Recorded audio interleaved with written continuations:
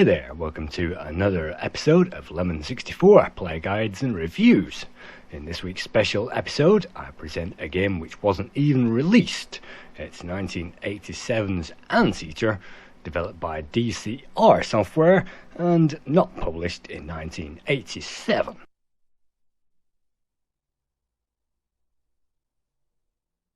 Because this is an unreleased game, it opens with absolutely no music whatsoever. And you can see on the title screen, it was developed by Dirk Conrad and Sven Schmidt. And a little bit more about those guys later, but this was a homebrew project created by fans, so let's press fire and check this game out.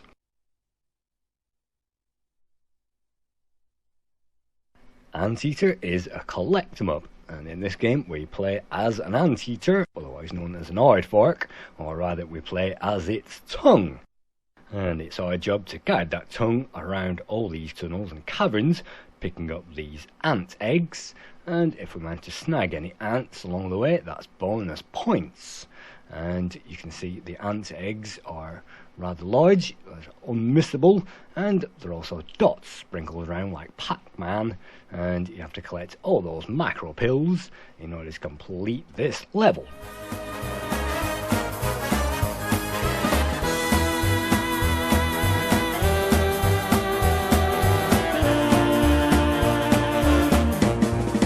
Second level, the game introduces even more elements, including the caterpillars, which we cannot eat, and turtles, which we can eat, and rocks, of course, which we absolutely cannot eat, or else we'll lose a life.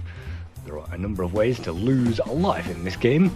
Now, there is no time limit, but what we do have is creatures which, if they touch our tongue, will die. They'll simply munch us to death.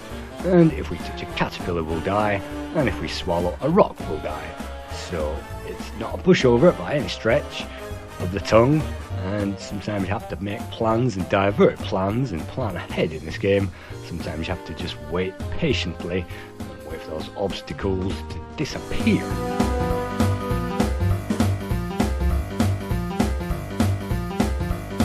We don't gain any sound effects throughout the entire game, but we do get expression bubble on the anteater's face when he collects an ant or a turtle, and those hearts you can see will also give us bonus points, but there's no energy in this game, there's no lives to pick up, there's absolutely no bonuses whatsoever. It's a simple collect 'em up, and in this game, of course, it's not as easy as that. If you collect the wrong thing, then our poor creature will reap no benefit from that.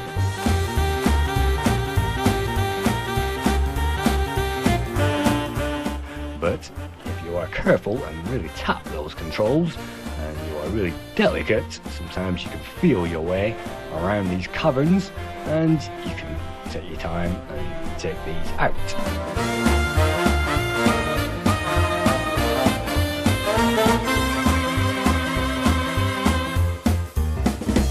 Of course, a simple in-game tune wouldn't have hurt this game, and it doesn't really need sound effects to flash it out if it had a great soundtrack.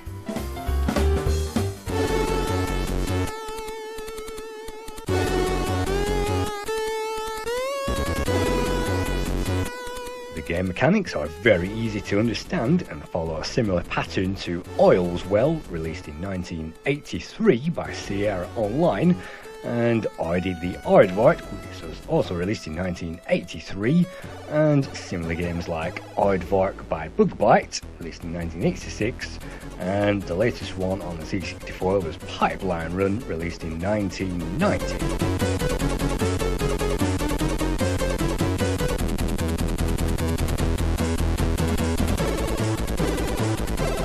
The levels become more difficult, it's easy to see that we can sometimes wrap ourselves around, and if we wrap ourselves around, bite our own tongue, unfortunately that's another life over, but you saw one of the critters managed to nibble away on our blood vessels, and that's it for another life. That means we have one life remaining, and even though this game is very easy on the surface, it's very easy to overstretch yourself and have to backtrack and kill lots of ants who are determined to eat us away. And sometimes you have to abort missions just to go back and save yourself in the long run. So there are short missions and there are long-term stretch goals in this game, and you have to make sure you reach them all.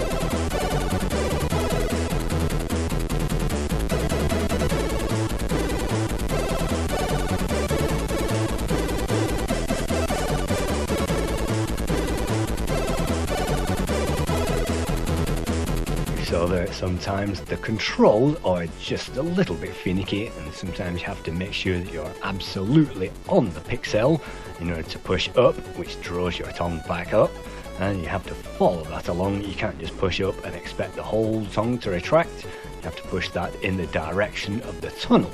So if you want to retract left, you'll have to pull left, and if you want to retract it right, you'll have to pull that to the right. So that is kind of intuitive, and it's great that we can just dive upon these critters and gain an easy meal, but again, one slip of that joystick means an easy life lost. So sometimes it is best to play the long game and to bide your time, but for the most part it's best just to rush in there, healthy leather, and try to collect up as much as possible in the amount of given opportunity.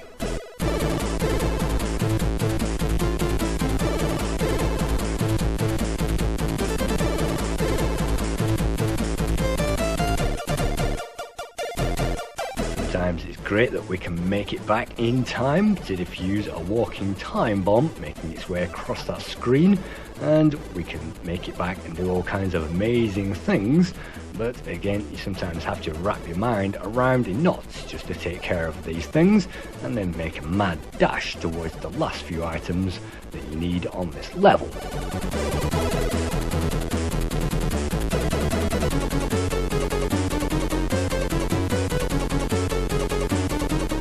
Around ants in an anthill reminds me of the Ant and the Aardvark cartoon, released in 1969 by De Pate Freeline, who were working on the Pink Panther franchise at the time. They wanted to insert something in the Pink Panther cartoons which would spin out that to half an hour. So the Ant and the Aardvark to take over from the Clouseau character, and they eventually spun that out into its own show, and I found that very funny, and I really did like the Pink Panda cartoons. But of course this game is nothing to do with that, except for sometimes it shares a little sense of humour.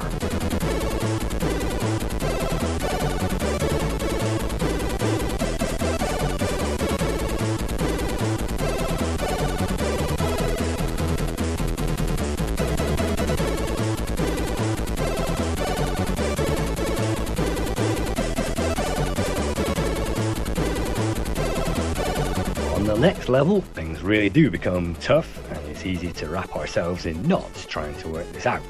And avoiding all these rocks, of course, is paramount, and one slight slip of that controller could mean the end of us. This game was developed by Dirk Conrad and Sven Schmidt, and I couldn't find any information on Sven, but Dirk Conrad has a website, and on there you can download this game as well as Space Warriors for the Commodore 64, and a number of Amiga games, Connect 4 for the Amiga, and games such as Flying Eagles. So check out Dirk Conrad's website for those free games. And as I say, it doesn't veer too far off the usual Aardvark Oil's Well philosophy, but then at the same time it doesn't add too much to it. It's the same pattern, and it's for people of all ages. Certainly kids and even old grannies can have a time playing this game.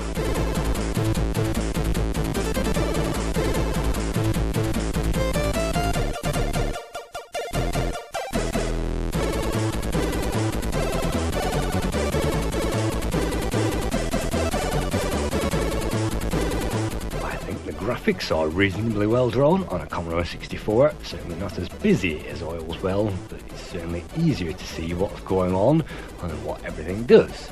And it's a very simple layout. It's not amazing, but it's not a write-off either, and for a homebrew production this was okay for its time.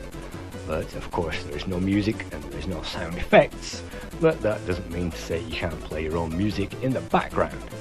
So this game is very simple, and yet it's very fun and very addictive at the same time. But there are one or two annoyances. That is the speed of the slow caterpillars that you have to avoid at all costs, and that is counterbalanced by the sheer speed that you need when everything on the screen is clear to get on with clearing that level. Sometimes the caterpillars do appear at the very edge, and sometimes you can see those appearing, but sometimes if the tongue is already at the very edge, you might find a difficult time and you might lose a life needlessly. But apart from that, this game plays very fairly, and I certainly didn't have a hard time with it.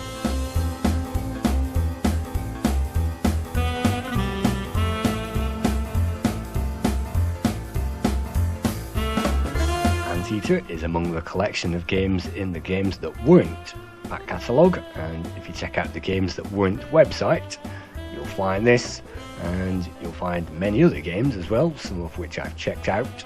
Some of those are half-working demos, like the Bugs Bunny game, and some of those are actually virtually full games, just like this. So it's worth going to the games that weren't website, checking those out.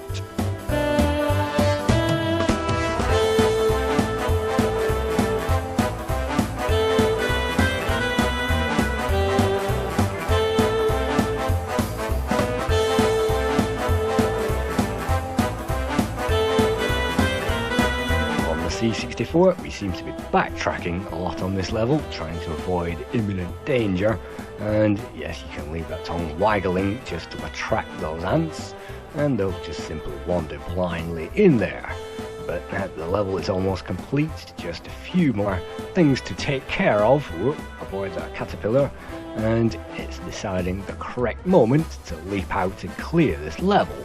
And sometimes with the caterpillars approaching, you have to judge that to perfection, and sometimes your skills are tried as you try to run out and decide, have you got enough time to actually make it? In this case, no, and so I'm having to wait yet again.